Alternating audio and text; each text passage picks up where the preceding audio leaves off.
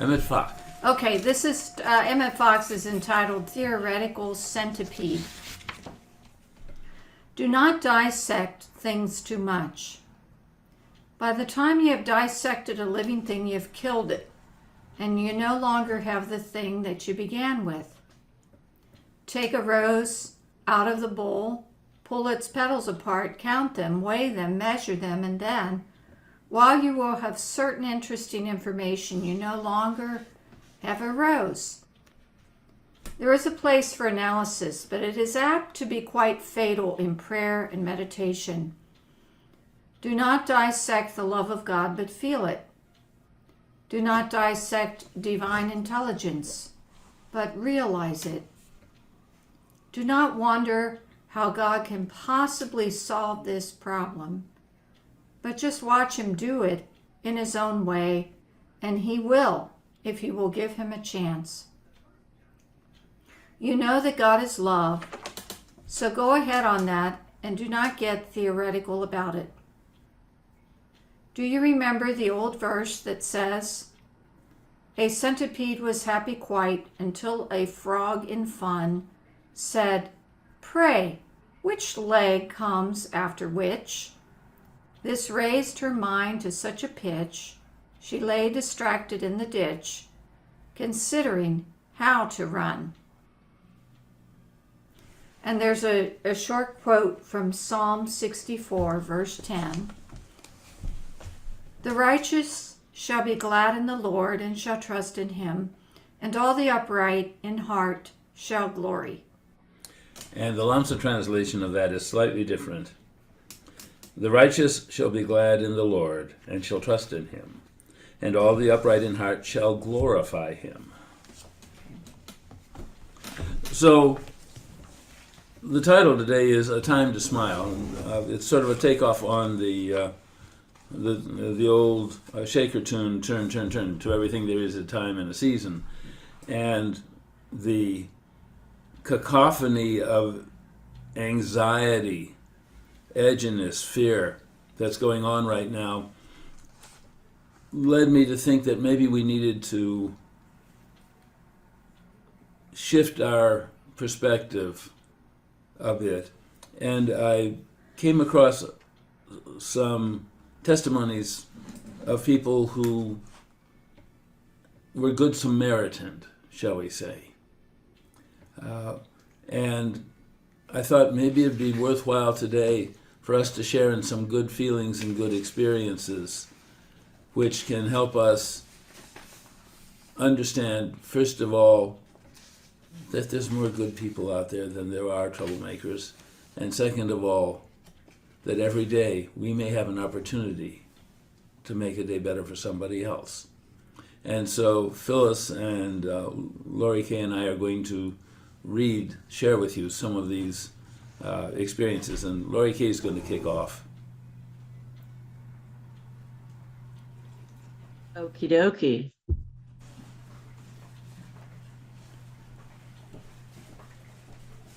So this is called My Senior English Teacher. It's by a woman named Deborah Scarlett. No, Deborah Scarlett was the teacher. She was the teacher. She was giving honor to the person who did this for her. So go ahead. My senior English teacher, Deborah Scarlett. Okay.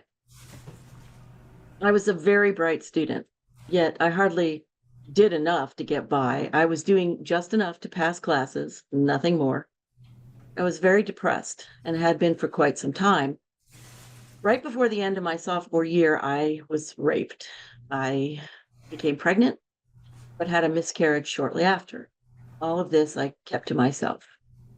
I began abusing alcohol and drugs, marijuana, prescription narcotics, meth. My motto at the time was anything to kill the pain. I attempted to reach out to my mom and wanted to move in with her to try to start over, but she didn't want me.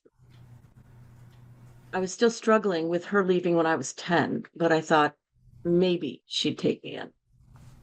When I called her, begging her to let me live with her, she said, "You're a monster. They created you. They can keep you," referring to my dad and stepmom. This was the lowest point in my life. Over winter break, just weeks before entering Mrs. Scarlett's class, I had attempted to commit suicide twice by overdose. Thankfully, I wasn't successful. Upon entering her class, I knew it would be challenging. She was one of the most dreaded and hated teachers in our school. All of my peers talked about how much they disliked her, how hard her class was, and how mean she was. I had no choice but to pass her class.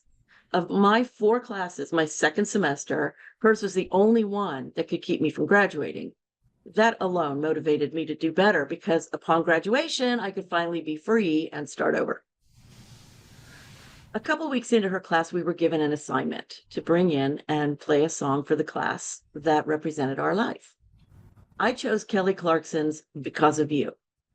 It perfectly described the betrayal and abandonment I was feeling caused by my mother. While I had my song playing, I broke down and began crying in the middle of class. She let me step outside to calm down, get myself together. She hardly ever let us step out of class, so I was shocked. Once I came back in, class resumed as normal, but at the end, she asked me to stay after class. I honestly thought she was going to lecture me. Instead, she just asked me what was wrong and why I had begun crying and asked if she could help. I only told her about my mom, nothing more. I told her about my childhood and that I was having a hard time dealing with life. She took me into her arms and comforted me, and then told me about her childhood. She told me of her struggles and every obstacle she had to overcome to get to where she was. She then said, "You are very bright. You have an amazing future ahead of you. You can do anything you set your mind to. Don't let your past hold you back from your future. Even if no one else believes in you, I do. I believe you were born for greatness. You have a purpose and you are worth more than you realize, but you have to believe in yourself too." That day, my life changed forever. I quit doing drugs. I quit drinking. I became a straight A student and put effort into everything I did for her class and my other classes. She changed my entire outlook on life. All it took was for one person to believe in me, and it was her. Every year after graduation, I came by to see her on her birthday. I came by with my oldest daughter shortly after she was born. She was filled with pride and excited that she was a grandma.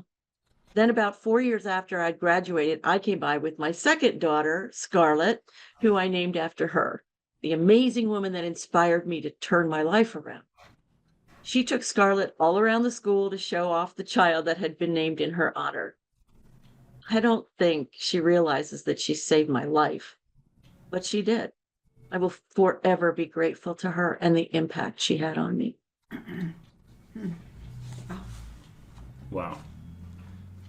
Okay. I'm going to switch up here and I'm going to do the next one. My dad recently lost his job and with it his health insurance. He had a heart attack last year and has to take an expensive medication as a result. A 1 month supply is around $250 without the insurance to help.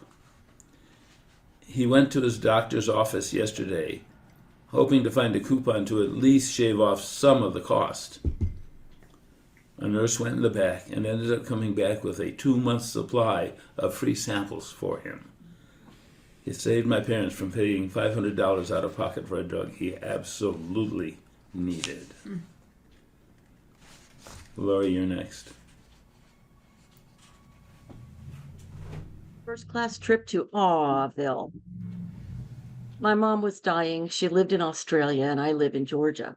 My husband had been laid off from work and I couldn't afford to fly to Australia on a last-minute basis.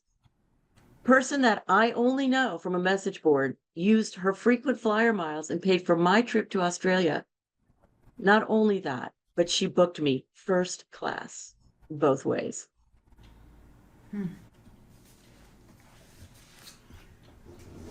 The next one is titled 3 Times the Generosity.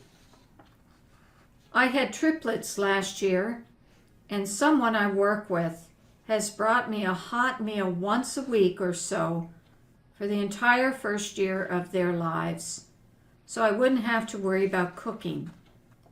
The thing is, she drops him off ninja style, not wanting to impose. She'll text me that she left something on the porch. It has been one of the nicest things anyone has ever done for me. Lori? When I was in first grade, my mom was really struggling financially. She mentioned something about how hard Thanksgiving was going to be to another mom. Well, the week before Thanksgiving, there was a raffle where we could win an entire Thanksgiving dinner. My teacher gave every student 2 cards from a deck. When she gave me mine, she kind of said, wait, and checked them before she gave them back to me. I won the raffle. Even if she hadn't checked the cards, I'd have suspected something. I never win anything. I was hit by a car, and a stranger sat with me until the EMTs arrived. I never got his name. He left before the police got there. I've looked for his face in crowds, but never saw him again. He kept me calm, and I didn't feel alone.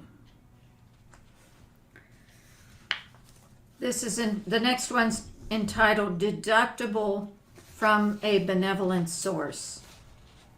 When my husband was diagnosed with lung cancer in August of 1999, he was working for a small family-owned trucking company.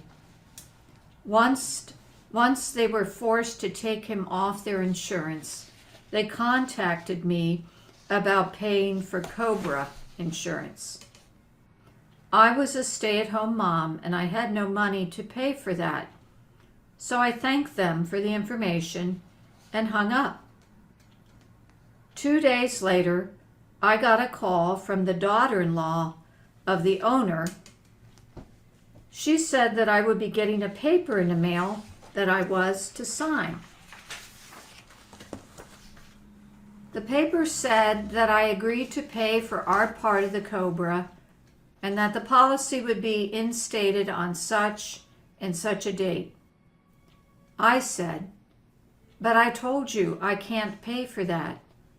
She said I was not to worry about that, just do it, and I did. Someone in the family called me once a week to keep tabs on how he was doing, up until his death in January of 2000. They obviously thought a great deal of him. Forever grateful.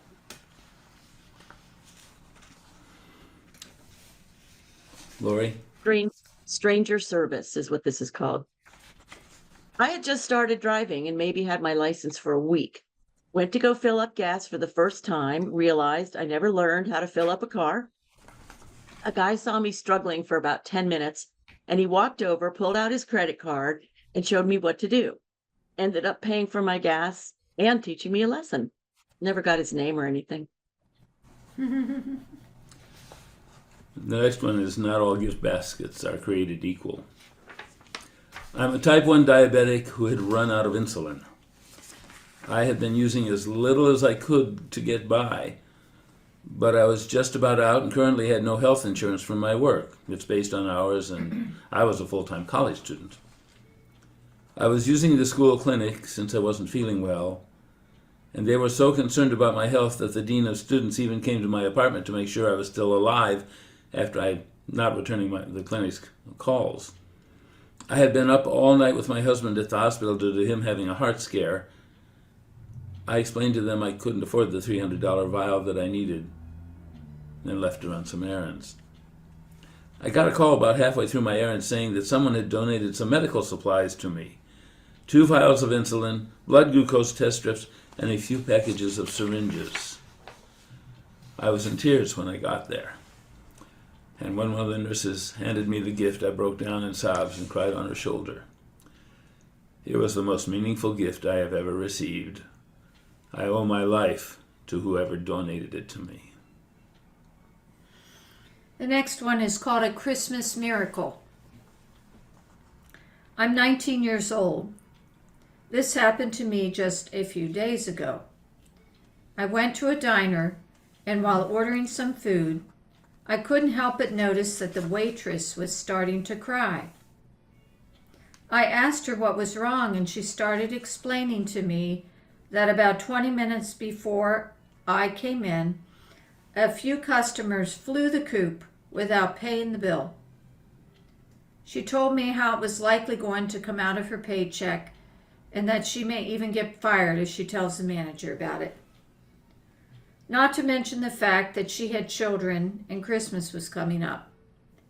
This deduction from her paycheck was the very last thing she needed. After I finished my meal, I paid the bill and left her a $50 tip, everything that I had in my wallet, and a note saying Merry Christmas. I quickly walked out of the diner before she saw and never told anyone about it.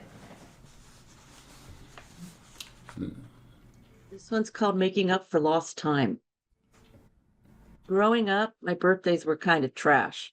We weren't poor, but my parents would say things like, "We're going to Hawaii for your birthday."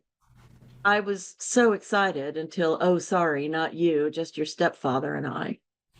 Cue 12-year-old disappointment. Since my beautiful wife found this out, she's gone out of her way to make my birthdays amazing. From a surprise trip to San Diego, from northern Canada, to eat sushi at Nobu, to a surprise party with my friends, even though we all live and work in different cities, she has totally gone the extra mile. Because of her, my last 7 birthdays have been more than enough to make up for any disappointment I might have felt as a kid. The next one is called Putting the Care in Child Care. As a struggling single mom, I had trouble paying the daycare bills. This was especially hard if child support didn't come, and that was often. The daycare director allowed my child to attend without me paying on time. She would delete all late fees and allow me to slowly catch up. They would stay after hours if my job ran late, and they'd meet me. They became a kind of family for my son and I. I tried to give back when I was an elementary education student by volunteering and helping out. I ended up going to school with some of the girls working there. We are all teachers now and trade lesson plans, lesson ideas, and job opportunities. And then go to the last one. Okay. Living a double life. My great uncle was a quiet guy. He wasn't around much, as he lived pretty far away in a small town. But when he passed away, a lot of people showed up for the funeral, way more than we had expected. It turns out he had spent a lot of his time volunteering, visiting with old folks, talking with people in hospice, visiting the food pantry, etc. He never told anyone he knew about any of it. And when he died, all the people from these different volunteer organizations showed up to pay their respects, along with the people who he had helped through his work. The entry line for the funeral was all the way out the door and around the block at one point. Rest in peace, Uncle. You have done well.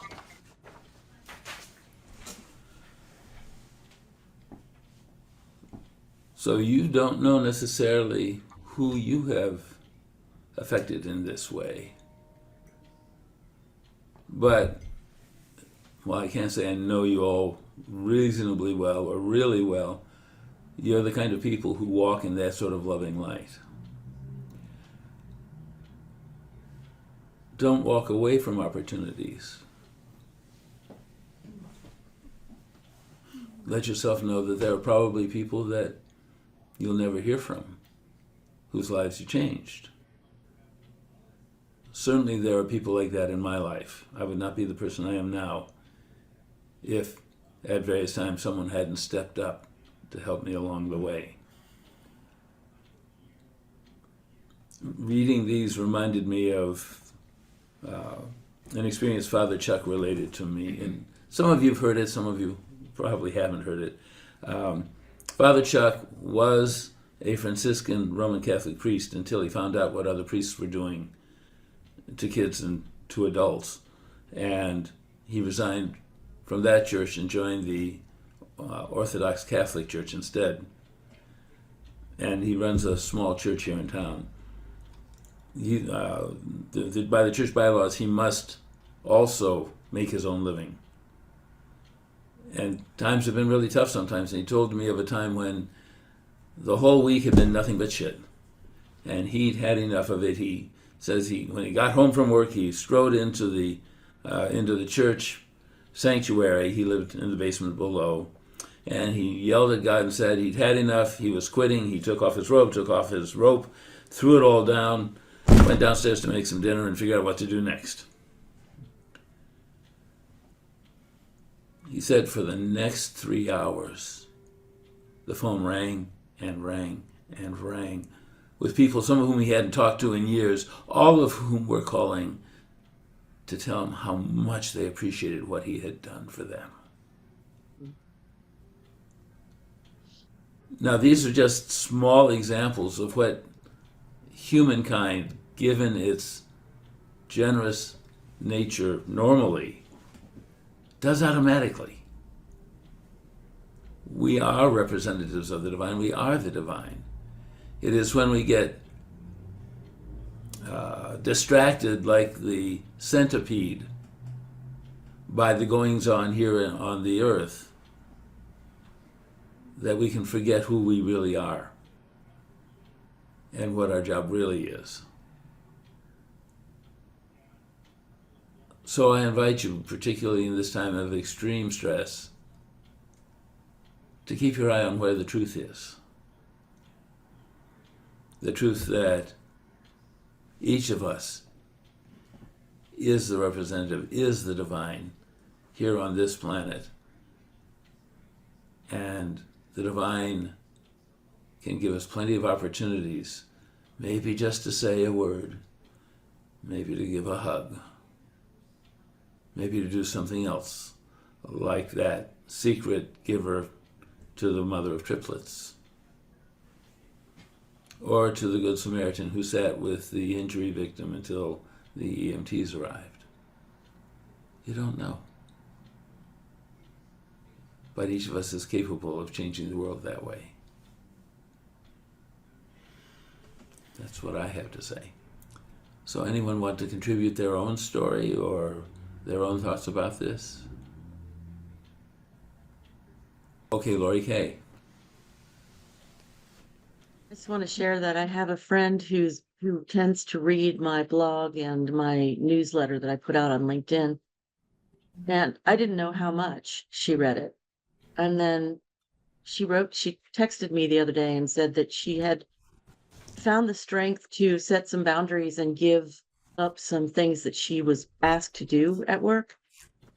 And that she really sort of didn't want to. It just seemed like a waste of time. And because of something I'd written, which had really nothing to do with turning something specific down, she'd been able to turn down 2 things. She's raising like 4 kids. And I mean, you, like Brian said, like you said, you don't know what your impact is. So, yay for being followers of the loving divine. Lori R? Okay, go ahead, Lori R. I wanted to tell you of a blessing I had one time. I was 30 years old and went to the hospital, and I wasn't married, had never had children, and found out I had to have a hysterectomy. No questions about it. I was crying, I was upset, I always wanted a family. And when I came out of there, when I was in my car at the first stop sign coming out of the hospital, there was this little woman in a wheelchair, and she couldn't get up a curb. And I was getting ready to get out of my car to help her, and someone else came, and I started thinking about how grateful I was. The next stop sign I came to, I saw a hunched over man who was having trouble walking, and by then I was crying. And the next one I came to was a blind woman who was having trouble, and somebody came to her aid and helped her. She was dropping her groceries that she had. 6 people I ran into, and I had to pull the car over. I was crying so bad, and I just thank God, and I was so grateful for everything that I did have, that I no longer could continue in the sadness that I had because I was going to the hospital the next morning to have surgery that I didn't want to have. And that was such a special moment for me.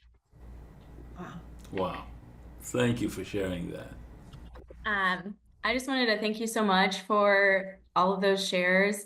I feel like I'm on the verge of spirit tears just when, you feel like the spirit's flowing, and that is really inspiring. And so I just wanted to share a painting that I made. I made a couple paintings last night, and I've been kind of in a space where I am doing a no drive November because I need new struts in my car. And so I'm like moving into a super space of trust with spirit.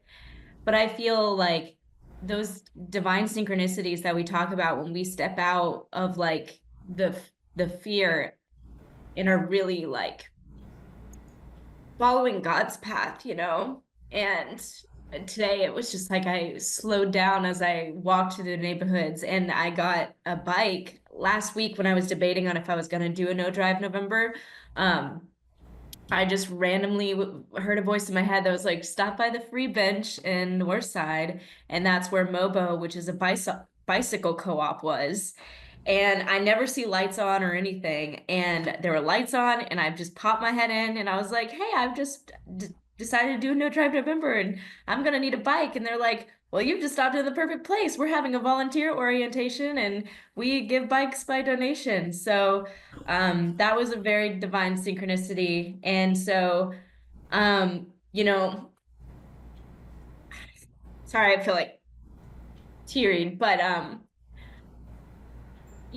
know that one of God's like gifts for me is like the creativity and the stuff that I want to do for the earth. And I'm like really calling in to like do that work and trust God will provide for me through that. So last night it like took me all day to like, it's hard for me to concentrate on art. And then I just got in the zone for like 2.5 hours. And so this says, open up and receive, just breathe, follow your dreams.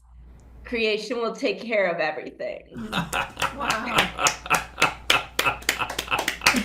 Hold that up again. It's beautiful. I love it. This was just a little quick.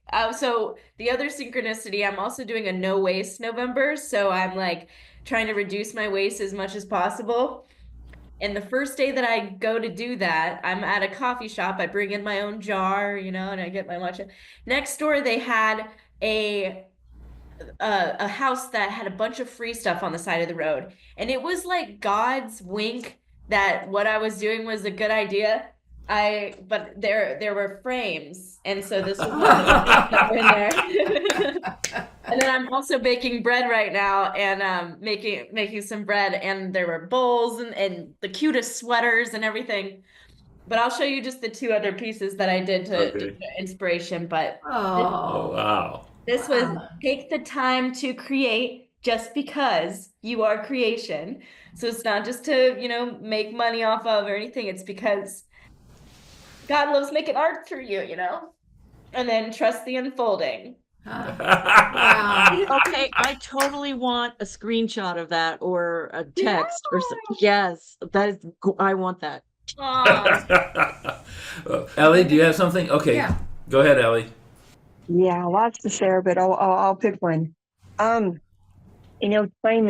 I've brought timing up before, but it's funny when we think of timing, and then when the divine has timing, we think it's the same. It's not.